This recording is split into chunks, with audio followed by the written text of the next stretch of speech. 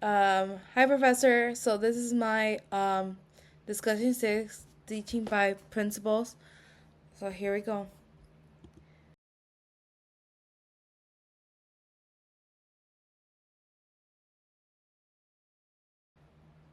Um, in the first question, select the principle you believe most important for supporting English language learners in your future. So basically here, two principles that I chose basically were meaningful learning and community competence. I picked these because they connect to how I learn best and how I want my students to experience language learning, especially that since I work in aftercare, it's a constant varieties of different cultures, different way of thinking, and I pick point on different things. So for meaningful learning, I I learned about connecting new language to students' own experiences in real life situations. There's some students that in aftercare that talk about their personal life, and they ask me questions where I learn something from them and their new experiences, whatever happens at home, and they tell me. Um, from my own learning, I remember things better when to relate something familiar or useful instead of just memorizing facts. I feel like if with a student or you know, if you try to tell them something, they day by day they will memorize whatever you said to them, and maybe it could be like a reminder, a homework, or it could be more of a like conversation of getting them their attention. For English learners, this concept here is less confusing and less stressful. So people that speak English have a better understanding more than people that have different language, because different language it's a different term, and people and students have to have a different conversation with a person to understand what they're saying. Um, Basically, like if they're having a conversation or they're having a like something in a daily life, um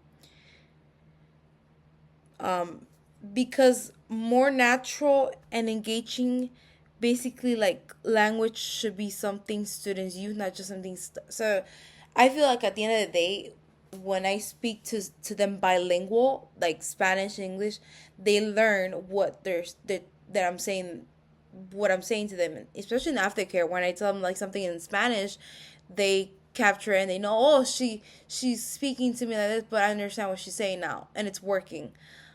So, the next one is community competence. So in this one, I dove in how to use language to communicate ideas, meaning not just speaking or writing perfect. I feel like everyone that have a different varieties of learning something and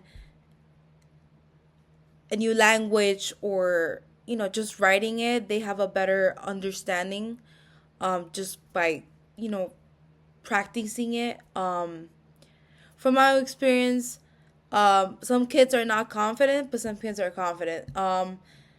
From it could be mistakes on how you know, you're writing the letter or not writing the letter. Um, Interaction are super important because they see English as a two expression. So if you interact with a student, I have a student, she's an ESOL student, and I interact with her and we have a conversation in Spanish. When I interact with her, and I speak to her in English, sometimes she gets lost, but what I'm saying is that is it's a very it's a very she gets to learn from my language, which is English, and I get to learn more about what is she's coming from, how can I support her, how can I help her out.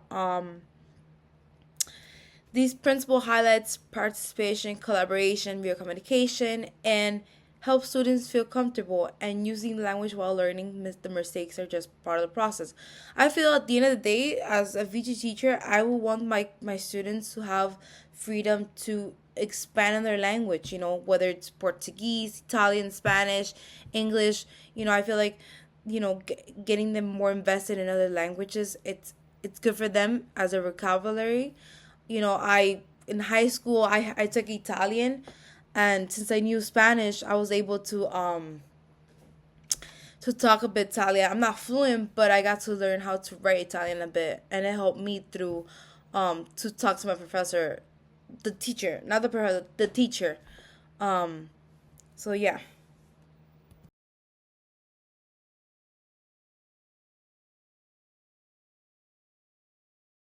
Okay.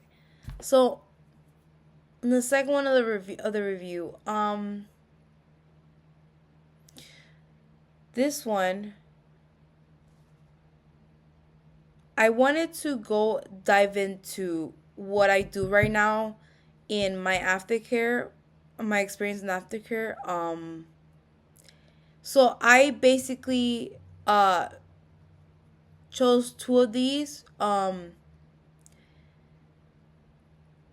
For the meaningful learning, I will apply this in my classroom potentially. For every day, especially drawing from aftercare. I feel like, uh maybe have a interact with them, like talk to them in English. It will help me, have to know more about what is happening day by day. Having conversation while they're eating their snacks. It gets them more motivated to speak up to me, so I can understand what they're saying. I have kids that speak to me in Spanish, and I speak to them in English, and we have a dive in on different languages, and um, I usually have in aftercare. I usually have a set of in the classroom where we practice languages, and they all phrase it to me, and I tell them, "Hey, you say it like this way," and that's one way I've used this.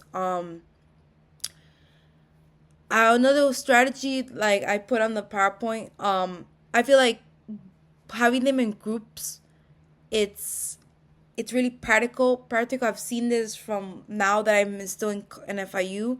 I've seen this like when I go into my classes where like the professor is putting me in groups, and it's more like we're actually interacting, having conversations.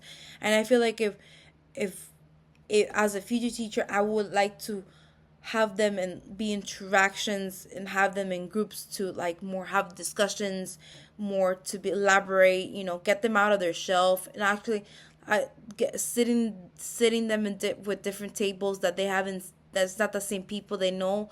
And it maybe someone they don't know, and they be like, hey, it's nice meeting you. Getting them mixed up, it's very nice. um I seen this a lot when I do activities in aftercare, when I tell them to draw, or we do like an a DIY, like a craft activity that they need to draw something. Putting them in groups, it has helped me to see where I'm able to support where the misbehaviors are, and where are they enjoying themselves, as they each have different, languages, different vocabularies. I've gotten to like learn more about each individual. The second one I chose was community competence. um I will focus on basically create an environment where if a student's if a student is uncomfortable that day, I don't, and they need to speak up to me in front of the whole class. Don't I don't mind it. I feel like if kids speak up to their teachers because they feel uncomfortable, I feel like the best way is to tell everyone, or create a rule in the classroom where each individual respects any conversation that they're having. We're all respectful. We're all having a good conversation, and we're not like discriminating someone, or just saying something out of the ordinary. Just waiting for that person to finish talking. So that is my goal in here. I want to see the kids like be open up, be comfortable. Um, small group discussions. I think in when I was I'm in aftercare. I see this a lot of times. I see little kids playing and with Jenga blocks, and they have discussions, talk about their their hours, the during their with the teacher. With me, they sit down with me, and we have like a nice conversation. I feel like having a good communication with the kids, they get them. If you are a good teacher, you get them in a good attention. While building the ability to use English in real life situation, I do adapt this in all my my students and aftercare, and I feel like if if this language keeps going, it grows. Um, and I just want to, as a future teacher, I will want them to be more like a family, not be very like, oh, they come into class and they have to be so like they don't want to be there. I want to create an environment where everyone's welcome. That's my truth behind this. No.